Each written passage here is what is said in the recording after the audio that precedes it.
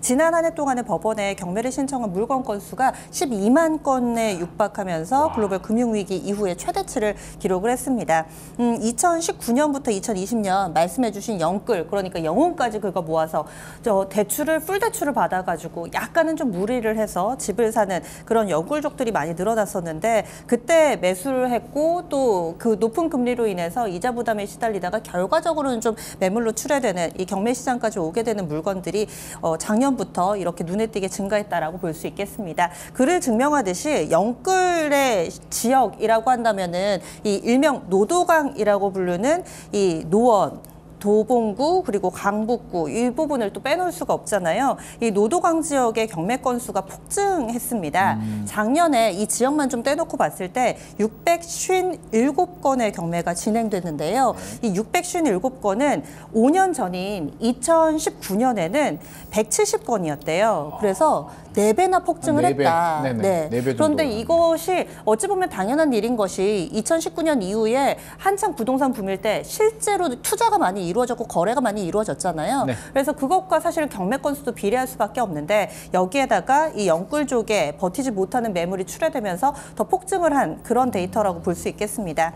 노도강을 포함을 해서 서울시 전체로 보더라도 무려 3배 정도 늘어난 걸로 집계가 되고 있는데요. 이 노도강 지역 증가하고 비교를 해도 높은 수준이다. 뭐 이렇게 볼 수 있겠습니다. 거기에다가 올해 1월부터 3월까지 이 전국으로 확대를 해서요. 부동산 임의 경매 개시, 결정, 등기 신청 건수가 3만 3천 건가량으로 나타났습니다. 사실 이 전국으로 확대를 해보면은 작년 같은 기간 대비 퍼센티지가 7% 정도 감소한 걸로 나오기도 합니다. 거기에다가 작년에 워낙에 많았어서 올해는 비슷하거나 혹은 지역에 따라서 좀 편차를 가지고 있다는 것, 이 부분을 좀 확인해 볼 필요가 있고요. 그리고 지역 가운데서도 영끌이라든지 혹은 부동산 붐이 일어서 거래가 활발했던 지역들은 또 눈에 띄게 경매 물량이 많이 출회되고 있는데 대표적으로 평택을 들 수가 있습니다. 평택. 네, 평택은 그때 반도체 뭐 클러스터 조성한다, 미군 부대 뭐 개발한다 맞아요. 이런 호재에 있으면서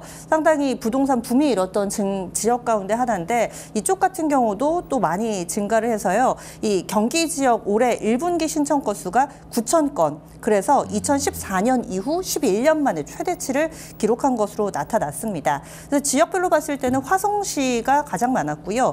수원, 평택, 용인 이런 순서대로 나타나서 확실히 좀 부동산 붐이 일었던 지역에서 경매도 많이 나오고 있구나라는 것을 알 수가 있습니다. 우리 2020년, 2021년 영끌 많이 했던 네. 지역들이네요. 맞아요. 화성시, 네. 평택, 용인 이런 지역들인데 역시 영끌을 많이 하니까 이게 또 금리가 올라가면서 최근에 또 시장이 침체잖아요. 우리가 뉴스를 보게 되면 강남 집값이 올라가니까 이게 네. 자꾸 착각을 하는 것 같아요. 맞아요. 이게 전체 부동산 시장이 좋아졌다. 오늘자 뉴스를 보니까 압구정이 65평이 105억? 105억 거래가 됐다라는 뉴스가 나오는데 네. 이런 뉴스만 보게 되면 와, 부동산 시장이 좋은 거 아닌가? 왜냐하면 이게 4년 전에 56억이었나요? 52억 거래됐던 물건이 4년 만에 이게 2배가 올랐기 때문에 강남만의 문제입니다. 이게 강남만의 그들만의 리그 지금 똘똘한 한채 현상이 심화되고 있고요. 전국적으로 수도권 지역들은 그렇지 않고 지금 경매 시장도 물건들이 늘어나고 있는데 저는 이게 궁금합니다. 이게 단순하게 부동산 시장 침체로 인한 뭐 일시적인 현상?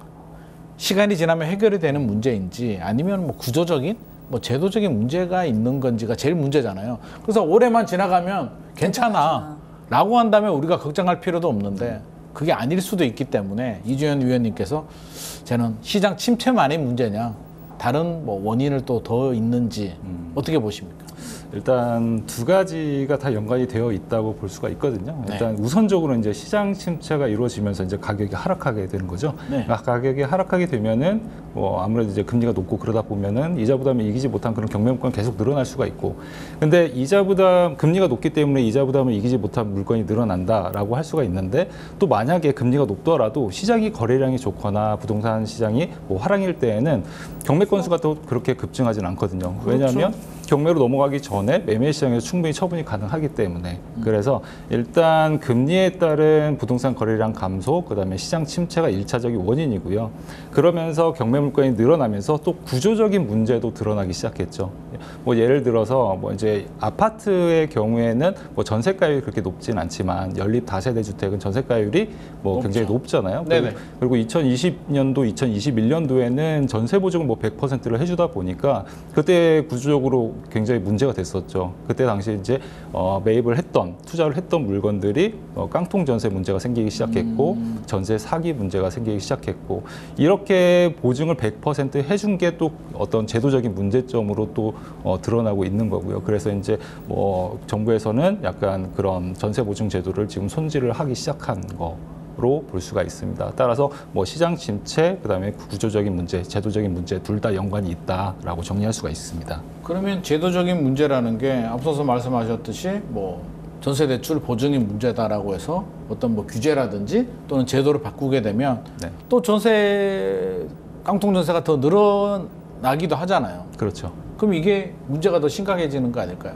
깡통 전세 문제는 사실 이제 그 투자를 하셨던 분들이 사실 전세 사기나 이런 의도로 매입을 하지는 않았을 거란 얘기죠. 그러니까 부동산 시장이 떨어지면서 아파트 값이 하락하면 오히려 약간 거주 여건이 덜한 연립 다세대 주택은 더 하락할 수밖에 없고, 근데 전세가율이 상대적으로 또 높은 그런 상품이기도 하고, 그래서 이런 전세 보증 제도는 아무래도 지금은 약간 어떤 문제가 어떤 마찰이 생길 수는 있을지는 몰라도 장기적으로 봤을 때는 이런 리스크를 위해서 관리하는 측면에서 좀 더 낮춰야 하는 게 맞지 않나 싶습니다. 보증 비율을. 하는 게 맞다. 그리고 이게 아파트 시장과 비아파트 시장이 좀 차이가 있지 않을까요? 맞습니다. 그러니까 비아파트 시장이 좀 더 위험한 거죠. 그렇죠. 아파트 시장은 아무래도 전세가율이 그렇게 높진 않거든요. 그리고 물론 이제 매매 가격이 또 상승에 따른 전세가율이 또 벌어지는 그런 현상도 있긴 하지만 아무래도 아파트 시장보다는 비아파트 시장이 전세가율도 높고 아무래도 가격도 약간 더 불안정한 면도 있고요. 그렇기 때문에 더 타격을 받는 게 아닌가 싶습니다. 이게 비아파트 시장이 뭐 지금 또 사실은 깡통 전세 사기가 저는 지금 또 진행 중이라는 생각이 듭니다. 그래서 단기간에 해결된 문제는 아닌 것 같고요. 단순히 보증보험 제도만 개선하지 말고 근본적으로 저는 뭐라 그럴까요? 전세 계약에 대한 좀 기본적인 개런티, 좀 안전한 전세 계약을 할 수 있는 그런 사회적 시스템이 좀 마련돼야 되지 않나. 많은 분들이 제 주변에 젊은 분들 있잖아요. 안 하더라고요. 그래서 왜 안 하냐고 물어보면 불안해서 비아파트 전세 계약은 못 하겠다라고 이제 말씀하시는 분들이 많이 있는데 이런 분들이 많아질수록 결국에는 경매 물건들이 늘어나지 않을까 좀 걱정이 됩니다.